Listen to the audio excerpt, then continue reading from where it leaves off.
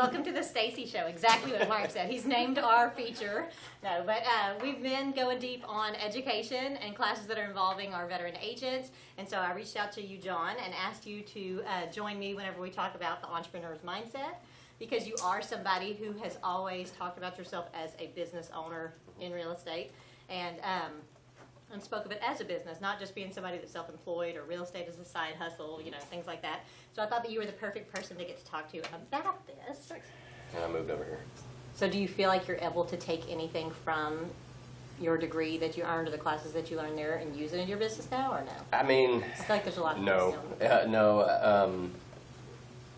because that is all very science-based, and I do think what it did for me, though, was I had to interact with I don't know, important people of status, I guess. 'Cause we're dealing with these athletes and coaches at a very prominent Division I school, and so you're interacting with them on a daily basis, and I think you learn a lot of accountability and responsibility having to do that. And how to talk to people. Yeah, absolutely. Yeah. Because these are all brilliant people. Yeah. Yeah. So you got to kind of get comfortable with being uncomfortable in that situation? Yeah, very much. Yeah. And same thing with the internship too, though. It's you know, and that's a sales type job, and I'm bad at sales. I'm not a salesperson. So that was, and that stuff too is, you know, they're teaching you all the traditional sales tactics and learning scripts and making calls, and so that was, you know, especially as a college kid. Yeah. They're forcing you into discomfort.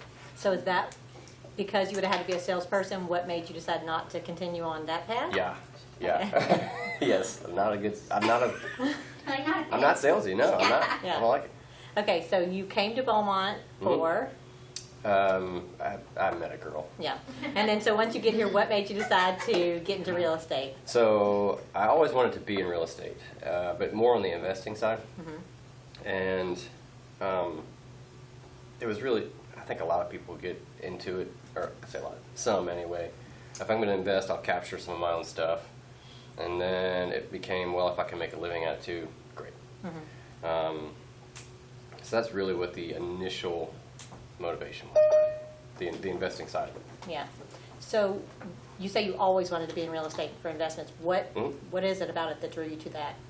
I think it's the best way for the everyman, so to speak, to generate wealth. But did you know that at that young age, or how did you know that? Yeah. My parents have had a little bit of rental property at the time. My grandparents did it, and I saw that manifest to returns on their investment later in their life.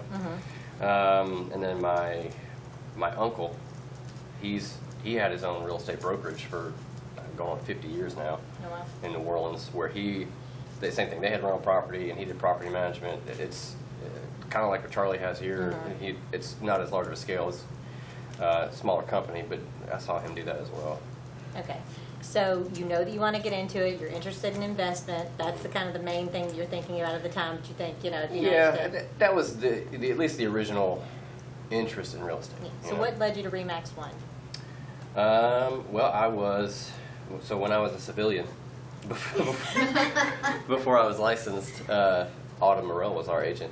And I had a rental property already at that point, and I wanted to get in because at this point, kids were on the way, and I was like, I need to make the jump now if I'm going to do it. What year was this, John? 2015. And I was like, well, if we're going to make the jump, I'm going to do it now.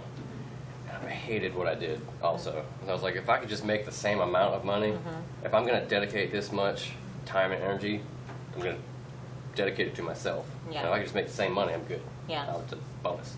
So that was kind of my mindset as it became reality to get into the business. Will you share what that amount was that you were hoping to match? Oh, it was low. It was, I think my salary at the time was like $46,500. That was after I got bonused to that. And then we had some profit sharing. It was in the oil and gas industry. We were a little mom and pop supply company. You know, they might have done $20 million in revenue a year, somewhere in there. And so I had profit sharing bonuses. But still, I never, in our best year, made over like $80,000. And that was you working like 60 plus hours. Oh, that sometimes was 80 plus hours a oh week. god, it was terrible. It was. I mean, we showed up. You're punching in at 7:30, leaving at 5. Most days after that, with your hour or half an hour lunch in the office. Most years I probably made somewhere between 50 and 60,000. And but yeah, it was miserable. It was. You're a middleman basically in that business. You're inside sales. That's what I did. Yeah. So you knew Autumn. She represented you guys. Yeah. You So decided getting back to go that. into it. So I wanted to get into the business. She was our agent, so naturally I reached out to her. So, what are your thoughts? Because I knew I wanted to have a realistic expectation too. Because I knew same thing. Like a lot of our clients, they look at the HUD statements and see the commissions and go, five of those a year, I'm set. Yeah. They don't realize what the cost that comes out of that is and what the cost out of you to stay active in the business is. So I wanted to get all that squared away. But at that time, she was looking to form a team and expand it. And where she was, they wouldn't allow her to do that. And so she went looking for brokers. And she wound up here with Charlie. And she was telling me how Charlie's amazing. You're going to love it. Just come on over. I was going to go wherever she went. We just got lucky to be that it was here. Yeah. And so that's how we ended up at Remax 1. So did you know that you wanted to join a team, or you just felt drawn to Autumn, and so that's how you ended up on a team? Oh, I definitely wanted to be on a team. Yeah. Logically to me, just like any other business, I was like, I'm not just going to go hop off into this on my own, know nothing. Because in my mind, it's only going to hinder how quickly you learn and progress. And so I definitely wanted to get under someone, and that was strictly for the learning aspect of it. Because Autumn, she was very upfront with, I don't have a ton of leads to turn over. She's like, she works extremely hard, and she would work all the business that she had. It wasn't I mean, there may have been one that I think I got from her. And the time I was Managed with her. expectations from the beginning. Right, and I try to do the same thing because of that. But with that being said, that helped. She was there I was learning the business from her and learning how to cultivate my own business, which Yeah. is a critical component. Absolutely. We've seen people come through here that are on teams. Then when they go off on their own, they don't know how to cultivate their own leads, and they flounder. Yeah. And so I was lucky. But that's why I did want to get on a team to learn first. So how long, once you started real estate, did you close your first deal? I was lucky, actually. So I got licensed October 2015. And then, like, by December, we had some friends looking to buy a house. So December, I helped them find and put one under contract, and we closed it in January. Okay, I so have a you... question. Yeah. Can I ask? Yes, jump in. Absolutely. So even, because I feel like this is a good distinction to make too, even though you said, okay, I want to get on a team because I don't know what I don't know, and this is going to help me learn a lot quicker, would you say, looking back, that you viewed it still as running your own business? Because Autumn gave you that leeway. She was like, here, do your thing. Yeah. So even then, knowing what you know now, did you still see it that way, or was that something that was a learned skill as you grew? No, I did see it that way. Now, the prisms through which I see it are different now, Yeah. but it was still, I understood that there are no checks coming unless you have to produce income out of thin air. Yeah. You Yes. know? And so I knew that very well going into it. And so at the time, even very early on, like from the first days, it was, I have to wake up and do something. Yeah. I have to wake up and go do something to progress towards business. Yeah. And so I would rack her brain, about the things I could be doing. I'd sit in my ass and, sorry, I don't know if I can. That's okay. I'd sit in that home office, just hanging out. I'd come to all the classes, anything. Because I think a lot of people get into it, even brand new. You're like, I don't want to do certain things because it feels beneath you, or it's just too far out of your comfort zone. I was like, you gotta do something. Yeah. Because in my mind, I remember telling myself this. You wake up and go, Hester Bell and Dana Johnson are out doing something. Yeah. you're not going to get to that point if you're doing nothing. Yeah. Yeah. You know, so very early on, I did have that. Yeah. You understand you've got to make it happen on your own. Yeah. So Yeah. do you feel like out the gate you understood that failure was not an option? I mean, like really, Yeah, you had that kind of- absolutely. especially with 2 babies on the way. Absolutely. Yeah, That's definitely. the motivation. Yeah, yeah, absolutely. So, do you consider yourself as someone who has very clear visions and goals for yourself? Yes. Okay. So, what is your motivation? Freedom. Freedom.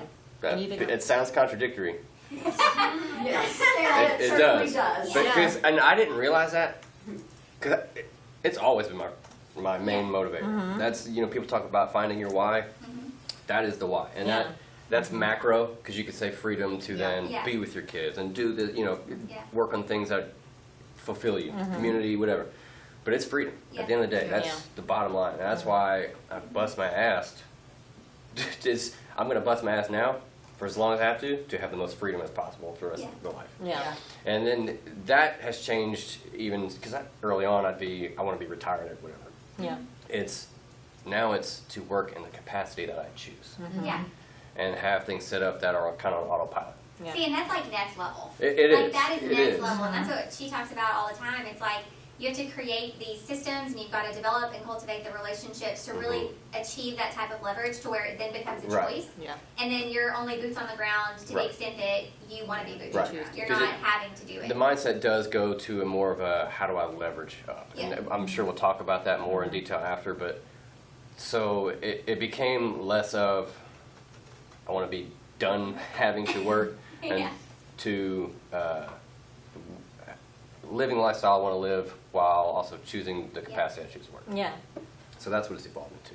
That's like a massive distinction. Absolutely. It really is. Absolutely. Either way, though, the main driver was freedom. Yeah. And I remember when I first moved here, before it was, you know, I started working where I was going to work, I interviewed around. I went and interviewed at like Enterprise Rent-A-Car. And same thing, they asked me like, what's your biggest motivation? And I was like, freedom, to not have to work.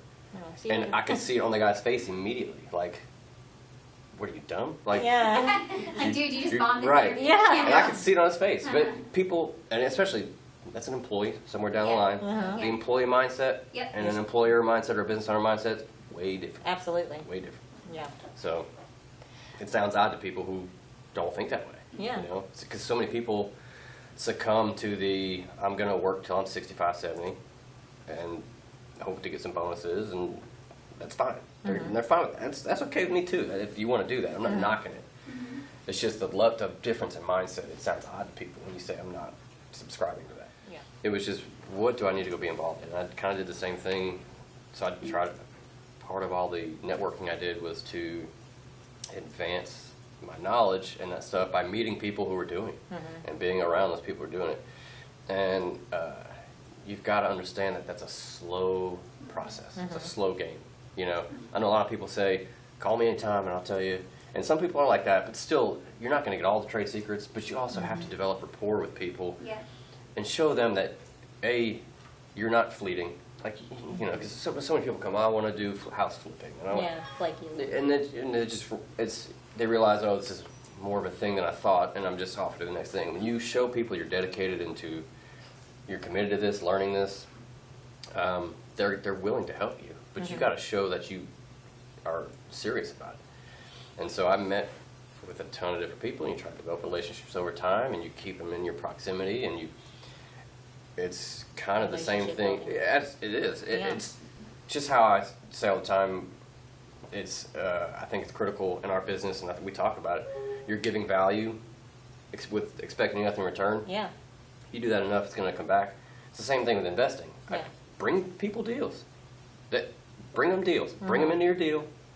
They're going to get cut, and you're going to learn from them along the way. Yeah. You know, Charlie, I was new in the business. I wanted to go flip a house, and I needed financial partners and some wherewithal, and I said, I presented a whole deal. I broke it down, all the numbers, what the investments would be. We made a deal. He made a return. I learned. That's pretty cool. You know, I and it's didn't know that kind of stuff. Yeah. And that wasn't the only instance I did that. Yeah. But it's, you know, you incentivize people to help you by you helping them and bringing them a deal. You got to seek it out. Absolutely. Be serious. Yeah, But correct. yeah, and so there was that kind of stuff, plus just as much self-education as I could. Yeah. A lot of books and websites and podcasts. Emily asked on here, it popped up while we were in there, but where did the name or hashtag hot cakes come from? Asked if you got Such a good caught question. eating something at Waffle House or something. Eating. I just saw it pop up. I can't bring it back up, Emily. Sorry. That was people talk about the market's been hot for the past couple of years. When I first got into it, it was still a pretty good market. Inventory was dropping, and so that's when I started making my videos in the car too. We haven't had one in a while. Yeah, You're due for it. I know. Well, it kind of. Maybe this will I motivate think you. back you can then, share this. the whole 6-7 years ago, not many people were doing it though. Yeah. And one of them, just talking regularly, I was like, they're selling like hotcakes. They're selling them like hotcakes out here. So it was just that. We're selling them like hotcakes. And then I started kind of tagging it on things, and it just, And then it like somebody somewhere called me hotcakes. I was like, cool, yeah, I'll roll with it. I'll roll with Take it, it, yeah. yeah. I know. Branding. So Thank then you. I'd walk into places and hotcakes. And you love it. Oh, yeah. Play it up. I mean, come on. That's It's so good funny. branding. Okay, so would you say that you have any specific things that you would consider non-negotiables in business? That's tough to say because every situation's different. I do think you want to try and hold your standard though. And that's easier said when you're in my position where you can demonstrate a history of knowledge and experience and value. And it's harder when you're newer. However, if you're going to discount yourself early on just because you're new, Yeah. You're setting a precedent. you're setting a precedent for discounting your value. Yeah. When you could, if you're new, find ways to add value to you with a team. If you hop on and you're new and you're sitting across from somebody, but you say, but I'm on Tarrant Heber's team, that adds weight, that carries value. And then you can then use that value. Yeah. And so that's same thing. I joined a team with I was brand new, but I was with an agent who's a decade in the Experience, business. yeah. So I do, non-negotiable is tough because every situation is different. Like for instance, I just did a deal, we closed it today, that I basically did for free. But it's a client of mine who they're in a tight financial spot. They had to net a certain amount on their sale. And in order for us to net that, I had to take $500 on the commission. However, I did it because if they don't net this, they can't go buy the house they want. Like it's not happening. It's not a matter of we can't finance anymore. It's like they can't get approvals for the loan to buy the new house they want. And the only way that the sellers of that house are going to let these people buy it is if they listed their house to get it under contract. So I said, okay, look, don't tell your friends. I'm going to do this for free, basically, so we can help you get that, right? Now, You gotta give me some of the. exactly, and it wouldn't have happened otherwise. And it's Yeah. also demonstrating that we still care about Like the you're people. still a human. Yeah. Right. Yeah. I'm not going to go, well, since I'm not getting 3% on the buy, I'm not going to help you, But Yeah.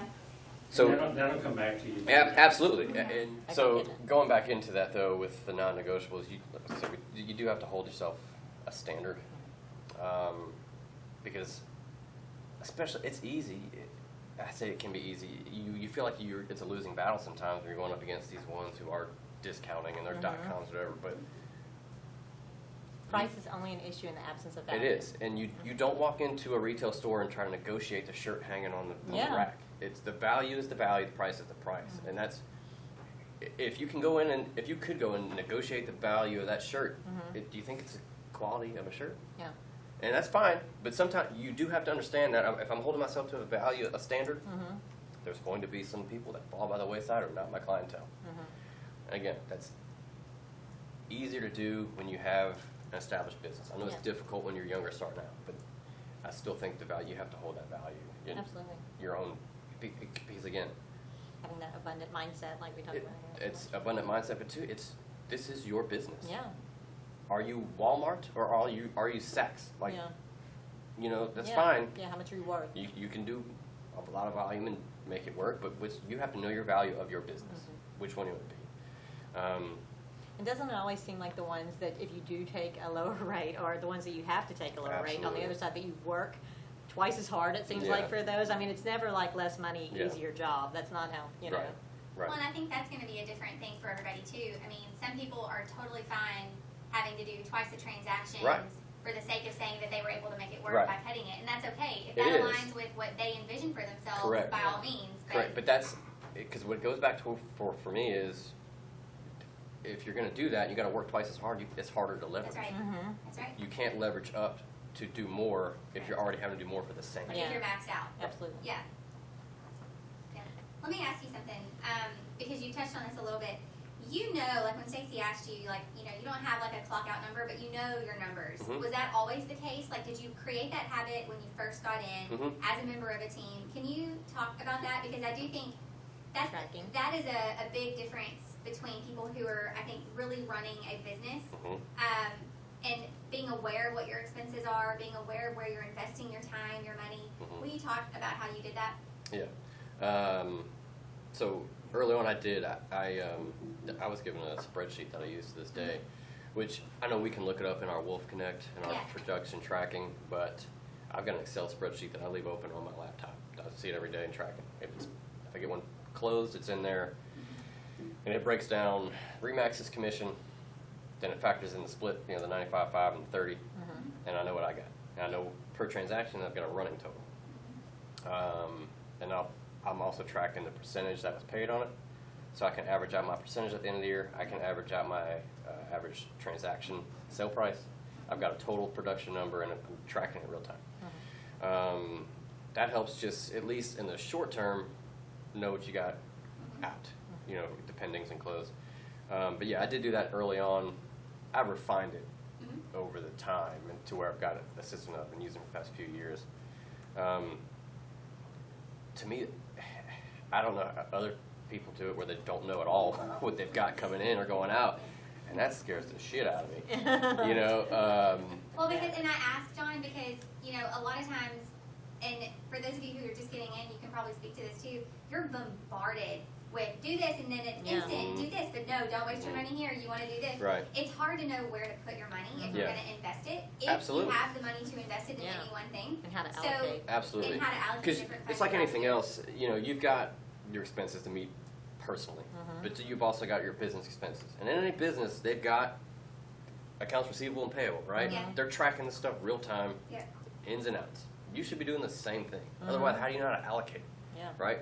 You've got a marketing department and, you know, whatever, this department. Yeah. So if I know I'm going to be paying photographers and I've got to get physical materials, signs and whatnot, and then I've got to pay the broker stuff and the board, and okay, what do I have left for marketing?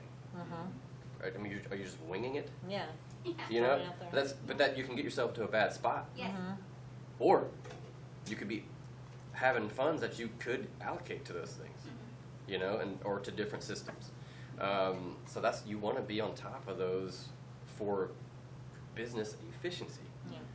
We have to pull back in certain areas. I want to invest more in marketing here or there. I mean, lunches is a form of marketing. You know, you track all that. You want to know what's going in and out. 'Cause Yeah. You don't want to get upside down, but you also don't want to be underutilizing Yeah. spending Well, dollars. yeah. Dollars you could be spending. Yeah. I think it just goes like back to your point earlier. It's just like that awareness, like knowing what you have, because at some point you may not have any additional money to allocate, and that means that's that much more of a reason to go out and connect Right. with people. It also Yeah. helps you know? track too what is getting your best return. Yeah. You know, if I'm spending $10,000 a year at Jay Wilson's, or $10,000 a year on something else, I want to know what the return is on Yeah. these dollars. Yeah. You know, so I can then adjust Make accordingly. adjustments, You know, when I was still doing Zillow, I knew to the dollar how much I spent versus how much commissions I got based off of that. Yeah. So when it got too out of whack, I said, well, scrapping that. Yeah. You know, we're Put it somewhere else. reallocating those funds somewhere else. If you're not tracking it though, how do you know? Yes, yeah. Yeah. So can you share a situation where you have been challenged in business, whether it was on your commission or your price or something like that you stood your ground? Yeah. So it happens every so often. Yeah. And it's true, you have to expect to have the conversation. And I think a lot of times we don't, or we're just like, if they ask, I'm just going to fold. Yeah. You know, yeah. I'm just gonna I'll hope- wait, and if they ask, My I'm not strategy gonna is tell hope them. they don't ask. Yeah. It's not a good strategy, you know? But, and I was still fairly new at this point. This is probably 2017. So, you know.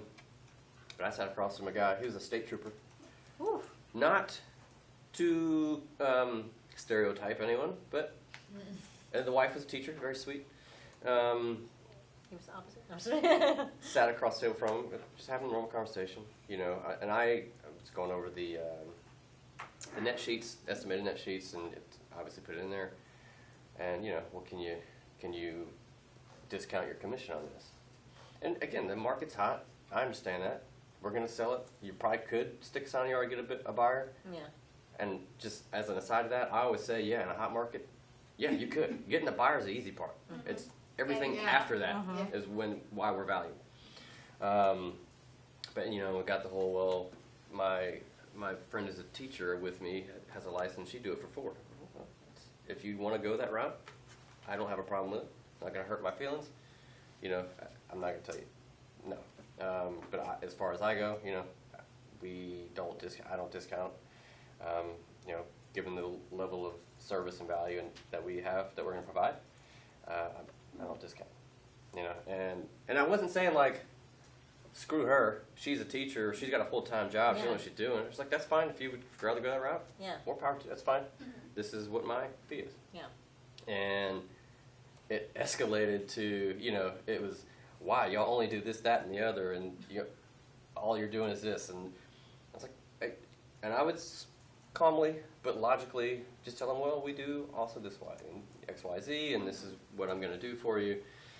And so it got to the point where the guy was like standing up at the dining table, like leaning over the table, like finger wagging at me, like, y'all only do this, you're not worth it, blah, blah, blah. To the point where the wife was like grabbing his arm, to like, honey, sit down, please. And so, and I still, but I said, I understand. But again, this is the cost. Yeah. You know, and I left there that evening. They lived in my neighborhood too, so a very short drive around the corner back to my house. I was like, I'm never gonna hear from them again. And they called me the next day to say, okay, list it. Yeah. So on a scale of 1 to 10, like 1 being not uncomfortable and 10 being like, oh my god, my back is sweating. Oh, it was extreme. I was definitely had like sweaty palms. Oh, and, yeah. You know, I was very uncomfortable. I was probably quivery in the voice, but I held the standard. Yeah. Yep. And that's when you know too, they understood my value. Yep. Yeah. They just, 100%. he saw he wasn't getting his way. Yeah. He wasn't getting a discount. Because to me, in my mind, you paying regular price for me, you're already getting a discount. I'm better than 95% of people out there doing it. So you paying the same price that is the going rate, you're getting a discount already. If I discount it, but it sounds arrogant, but that's the mindset you got to have. Yeah. We're at Remax One. We corner the market. We got the best agents in the business here. Yeah. I think So- Mark has made some comments like that You- too. I mean, as Yeah, far he as did. like, So- you know, you know what you bring to the table. Right. I said you get what you pay for. That's what I'm Yeah. saying. So you have to have the mindset of, It's look, confidence, you're yeah. already getting a bargain by paying me regular price. Yeah. I'm not going to discount.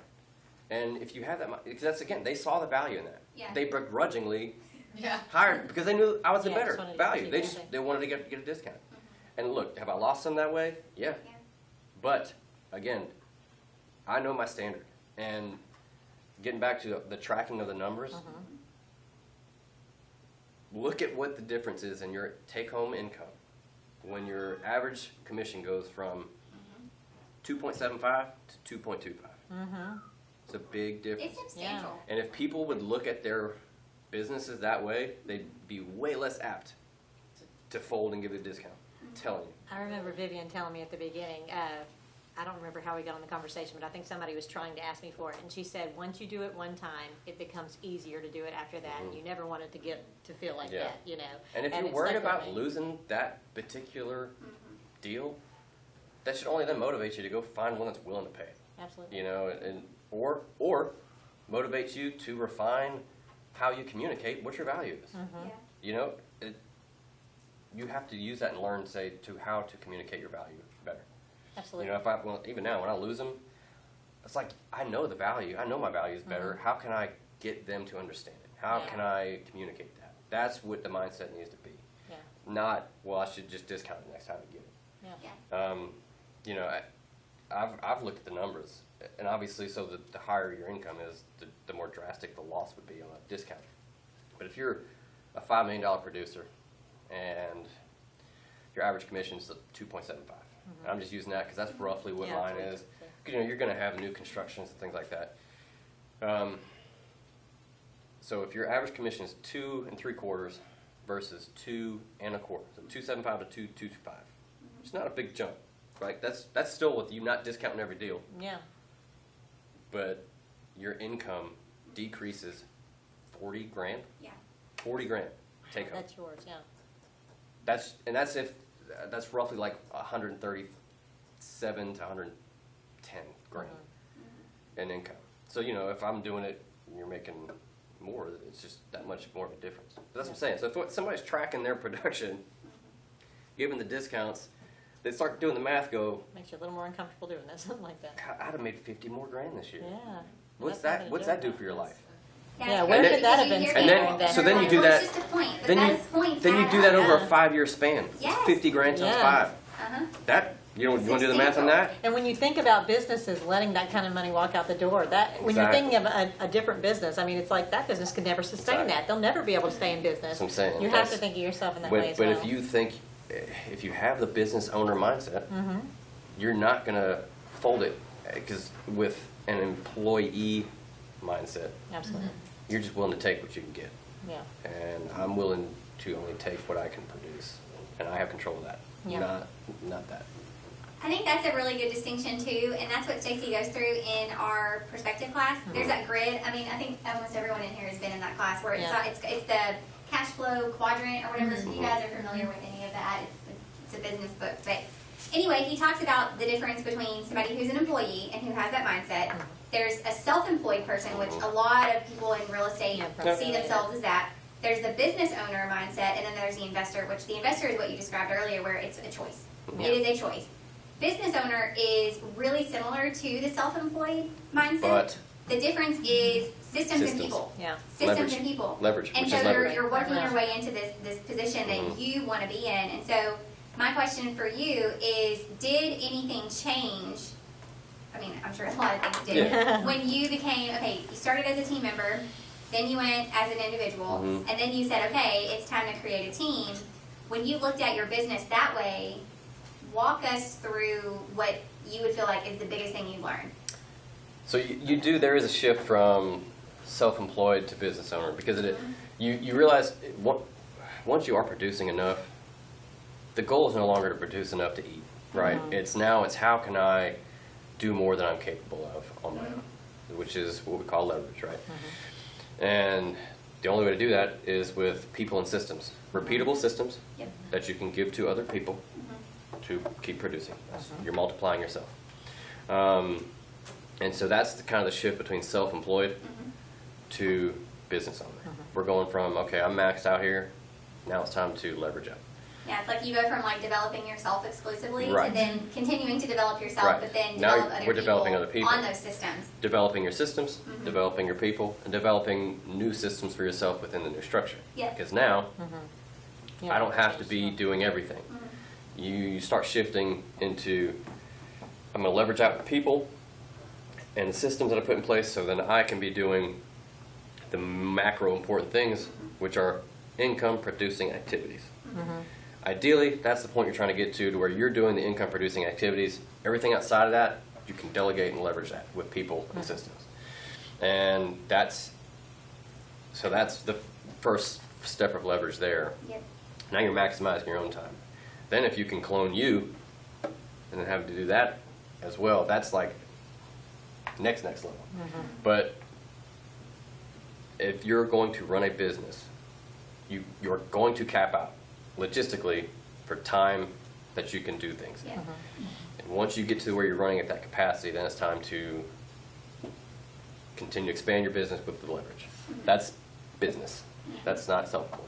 How often do you feel like you should, or like you do, look over your systems to make those shifts and changes of, of That's hard to say on like a regular schedule, especially with just like all of us. We get busy in waves, and you kind of start looking at those systems when you can.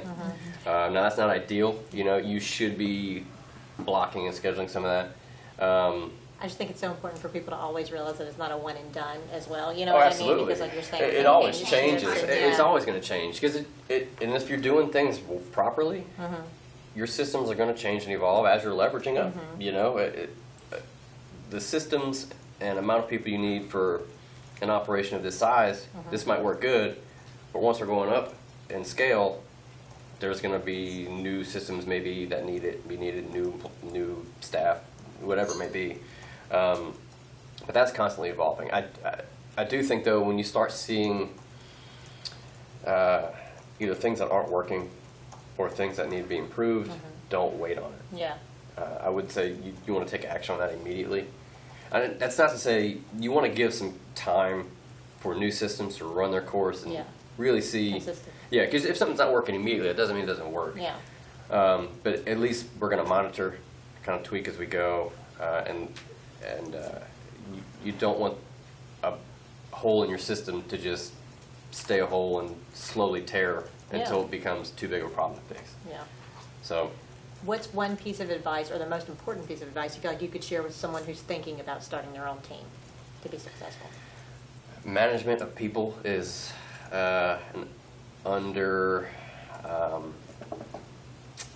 just not thought of it. I don't know what the word I'm looking for. We think of, okay, if this worked for me, I can lay out the blueprint for someone and they're going to do it. You don't realize how the different factors play into it, that they're not going to be like you. Yeah. And then the cohesion of multiple people working together, we're not taught that skill. And so I had to learn the hard way how to manage people and how to get people to come together and how to motivate them and how everyone's different. And just simply giving them the blueprint is not Always enough. it's not going to Yeah. translate yet. Yeah. And so you start learning, I've got to have a better vetting system. I've got to learn how to manage people better. And that's a time component that you're taking to work on your business instead of in your business. So that is, if you're looking at joining a team, starting a team, you want to have systems in place, and you got to understand that the people you bring on, they're going to need the push, and you're going to have to understand how to manage them, and it's different for everybody you bring on. I think I had an expectation of like, well, I figured it out. I got the blueprint. Give it to them, they should all go make money, right? It's not how it works. Yeah. So that for sure, you want to have your systems in place, vet properly the people you're bringing on, and then understand that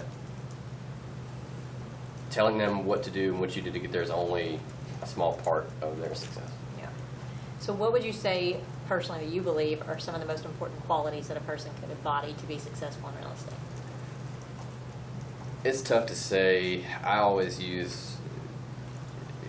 it's tough because I think you've got to understand their motivation, and that's hard to uncover. Yeah.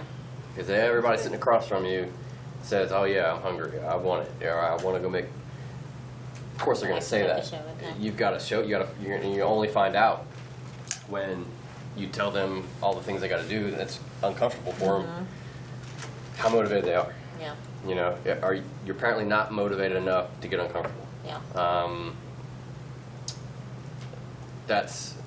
It's tough. I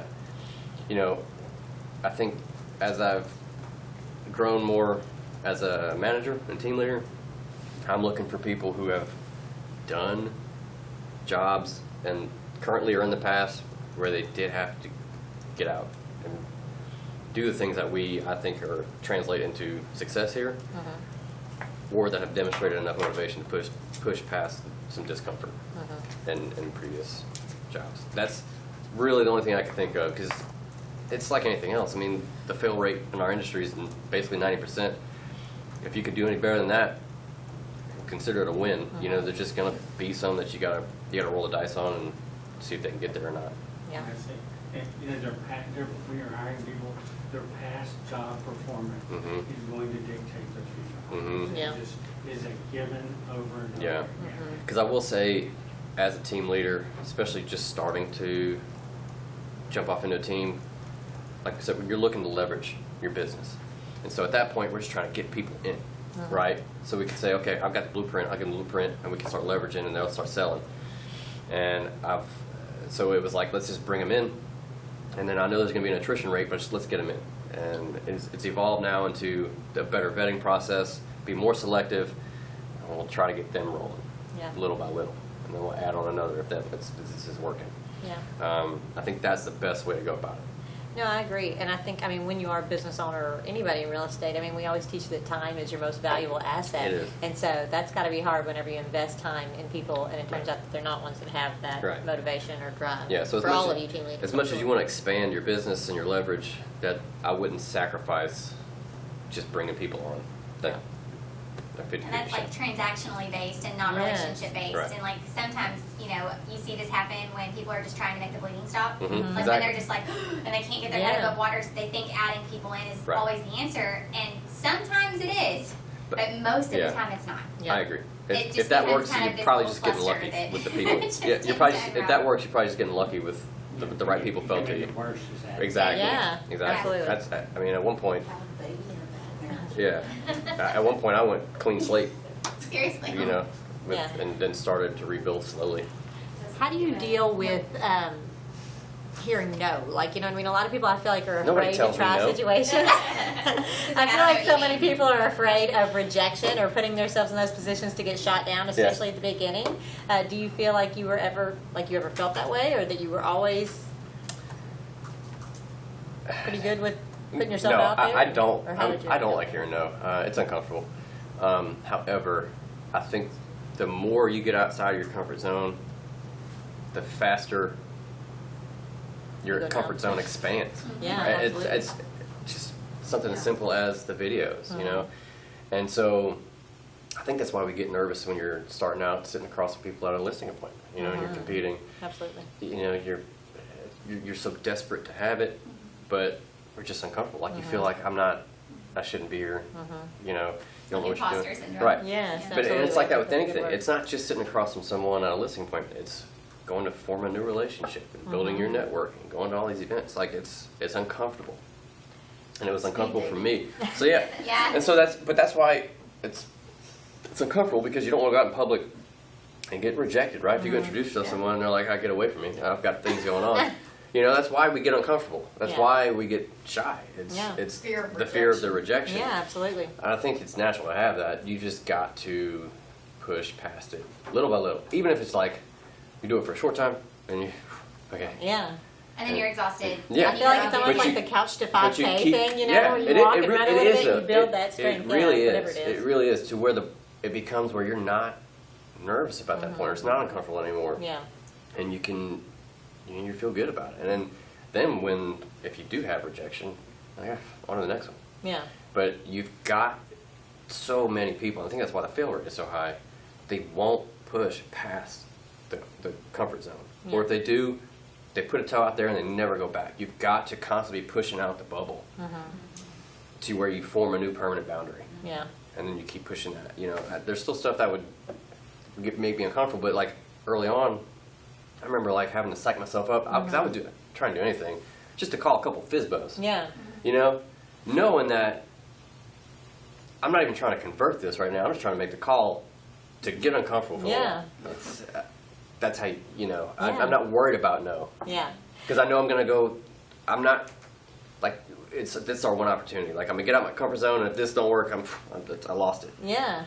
So if that doesn't work, and you go outside your comfort Yeah. zone and do something else again. It makes me think, I know David Scott has talked a lot whenever we do our training and classes with him about, we're taught so much about being content, but we really should be a little discontented as far as our growth, you know what I mean? Absolutely. Always striving to, and that's what that makes me think And- of. That lends to you jumping off into things that you don't feel quite ready for yet. Something. But you get Something like uncomfortable and give yourself a little faith, you'll figure it out. It makes you emboldened to go pursue it, even if you're not quite ready. Yeah. So who would you say has been your biggest influence since getting into real estate? I mean, I don't know, so many people. Or if there's multiple, I it's mean, fine to just keep. I think, Charlie obviously has been integral. But I don't think I would have achieved the same level of success as early as I did without having the stuff in place that is here. And I mean, it's a lot of different factors. It was my family that pushed me to go get uncomfortable and do it every day, and then building your network and being around the right group of people that have the same mindset and goals. It's a collective. I don't think there's one I could say is the most influential. Yeah, there was. Yeah. But I think all y'all talked about. I think if you have strong systems in place and you're monitoring everything, that helps decrease the distractions. Yeah. When things are coming in, whether it be It's kind of on auto drive at that point. well, yeah, there's always going to be the new thing that people want to pitch you, or leads and whatever else. If you could say I'm confident in my systems and I can point to the history of them, I shut it down before it even gets into my brain as a distraction. Yeah. So what would you say that you feel is your biggest strength in business? I think being able to form a connection on a one-on-one basis, which lends to deeper relationships, which lends to a good, strong network. And that's what we all hear networking, and we think of networking now as going into a crowd of people, strangers, and passing out cards, and I've networked. To me, networking is Building deep, meaningful finding, you build deep, meaningful relationships, one-on-one. How can I help you? Providing value to people. You do that with enough people, even if you're not the beneficiary of it financially. Now I can take the person that I have a relationship over here, person that I have a relationship over here, one of them has a need, I can connect them. And now they're both benefited. You do that enough, that's networking. That's a network. And I think I've figured that out early on, and that's my biggest strength. Those personal one-on-one connections. And it's tough to maintain once you have a lot of them, but that's a good problem to have. So I think that's probably the biggest. How did you get to building those from a new kid that just moved to this town, since you were not deeply rooted? That's in our- part of it was I didn't know anyone. It forced me to go have to meet people, and same thing. I So joined then every. did it start going into rooms and passing out cards, and then just finding the ones you really connected yes. with? That's if you're networking right. You should only have to do that for a limited time, Yeah. because you're then So it's okay to you start are with that, going you to just won't just develop go past it. relationships. But so at the same time though, people get very discouraged because they want immediate results from that, and they want the financial return to be for them. Yeah. And so we'll go for a short time, and we'll only keep going if we're seeing a return in our wallets, Yeah. as opposed to being consistent with it. I went consistently for probably 6 months, and no one knew my name, and all of a sudden it was like you were the regular. Yeah. It was just that it felt like a flip of a switch. Yeah. Where everybody knew you at that point. But you've got to do that consistently, and that's I think the biggest factor. And so not knowing anybody, I was like, Yeah. I have to go meet as many people as I can. Yeah. And then I started to learn that okay, all right, I've got 2 people that I'm close with, and then Yeah. you tack on 2 more, and then you've got their people that they're close with, and so you're slowly growing this Yeah. network. And I think what you said is, again, something that they reiterated on their panel when they were talking about the hyper-local agents, but consistency is the key. It's And there is no such absolutely- thing as immediate gratification in real estate, or Right. very rare. Yeah. And so that's how I did it, and it's like I would go to the networking groups and referral groups and stuff, but where the relationships and business really came from was going to lunch with a few of those people every day after. That's where that became the group. That's the driver of business, and then who they know well, and then it just slowly expands from there. And so I knew I had to do that. And again, same thing. It's like Mark McDonald knows everybody in 06.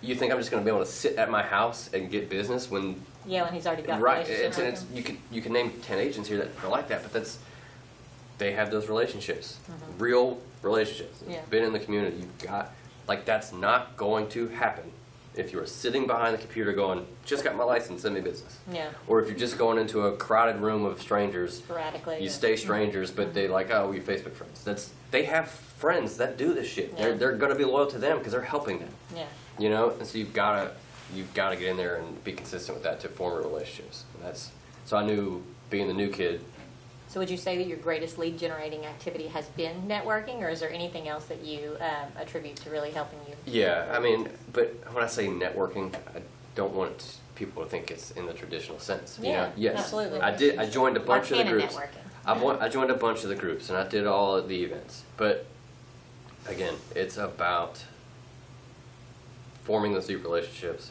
finding value to provide to people, and then And we haven't touched on that yet, but I mean, yeah. that is, again, like But- you said, and not then just going networking, with the like, it can't be a 9 to 5 thing. It's hey, y'all going to the gala this weekend? Let's get a table. You know, and you're those kind of things. Yeah. You're becoming. and so true many of the friends. value came from the relationships you formed, Mhm. right? I mean, because I know you've always thought of Exactly. yourself That's what as a I'm guy saying. who knows a guy. It is, and it's Yeah. again, it's you know, people like to joke because they see me, you know, at the bar or at lunch. But that's where those relationships come from. Yeah, It's with your base. those people to where, yeah, it looks like it's with your buddies, but you became buddies after the fact. Yeah. You know, it was a network that we're trying to help people, and then Yeah, you come. no, I've told you that before whenever I've came, because right. I've seen you with builders and things like that. I'm Right. like, huh. I mean, I could rattle off specific deals and people that have generated me a lot of income that were either It's like cheers. people that I met by lunches and evening events or friend of the friend, you know, and having that credibility with them lent them to be with me. And that's what I'm saying. So if you're new and you think, oh, I want to work with builders, while I'm out like at the barbecue on Sunday with my buddy who's a good friend with one, and my buddy's vouching for me when I'm gone that he's going to work harder for you than anybody else, you think you're going to beat me to get a builder? You're not, you know? And so you have to understand that and being intentional with when you're going to network. So are you going to get that from handing out a card at a networking event with strangers, or are you going to get that by being intentionally around 1, 2, 3 people? Yeah. So then on the other flip of the coin, you know, in this business, we always feel like we never max out. We're always growing and working. So I asked you about what your biggest strength is. You mentioned a little bit ago, but what is one area of your business that you think you'd still like to improve on? Talking about vetting people with. Yeah, I mean, I think management of people is always ongoing, but that's, you know, if you're not at that part of your career, that's not universal. But again, I do think. But if we're talking about running a business, some of these people are probably want to aspire and that's to get to why the point of something. there are things that I don't like to do. I don't like delivering bad news, but you got to have conflict with Amanda. people, right? But you know, when you're having to be salesy and pitchy, I'm not good at that at all. Well, that's why I think it's so important to always just be leading with value, because if you Right. have something valuable to add, then they're going to be listening anyway, and it's never, hey, if you know a guy, you know what I mean? Right. It just is more natural. Yeah, I agree. sincere. I agree. Okay, so what would 6.5, 7 year in John tell rookie John if he could tell him a piece of That's advice? tough. Come I'm on. always bad at these kind of Do questions. you even care about rookie John at all? He's like, I met that dude a long time ago. Yeah. No, I think, I don't know. Honestly, that's just, you're doing what you're doing, it's going to work out. Yeah. Because I still, even to this day, I don't trust, like, I still feel like I'm just lucky. I lucked into it, you know? And then because of that, I feel I can't ever relax.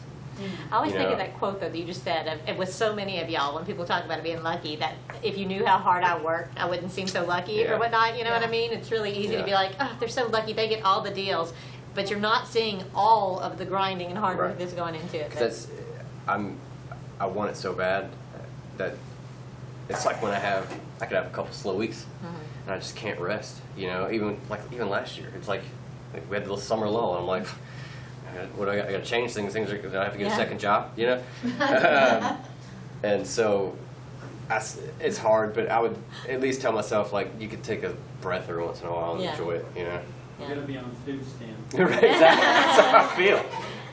Somebody out here? Oh, Yeah. Vivienne?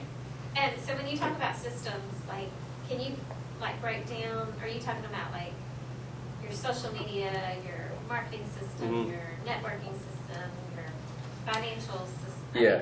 Is that what you're meaning when you have your systems? Yeah, a Yeah, I system. think that word can feel big. Yeah, it Yeah, does. it just kinda Because it's a feels macro type thing. Yeah. A system to me is anything that you can put steps to, and you can repeat. Replicable. Yeah, it's replicable. Check. And so I can create something in any aspect. we can create a social media system, and we can create a networking system.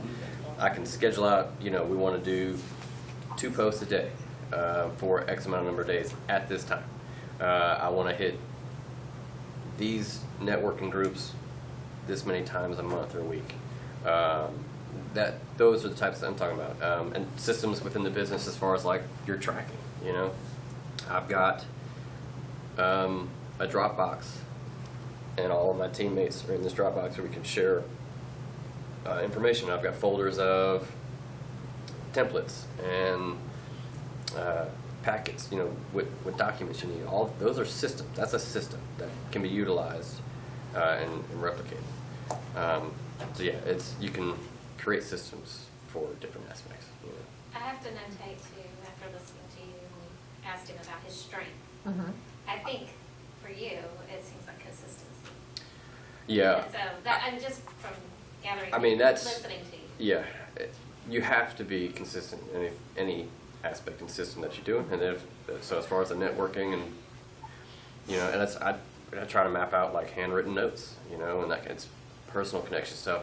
You have to be consistent with everything. And I'm not saying I'm perfect at it. I wish I was doing more videos and more handwritten notes and things like that, but you have to be consistent whatever your system is, put it in place, tweak it along the way. But you're not going to know how to tweak if you're not consistent with it, right? Yeah. Taking time off is not a problem with the system. It's a problem with you enforcing the system, So how do we know if it's not working if you're just not using it? Yeah. Another thing that David says whenever we do the classes with him is that people fail because either there's the processes or the effort. So Yeah. if the effort's there, then we need to tweak the processes, that we're teaching. If the processes are there and you're still not, implementing it, then there's something with the effort that's not there. And I think that's so true. Mhm. So, does anybody have anything else they want to ask? If not, John, I appreciate you so much coming, and we Thank you. did a good long class for you Yeah, being tired. So pretty I'm good. glad you hung in there. Like caffeine.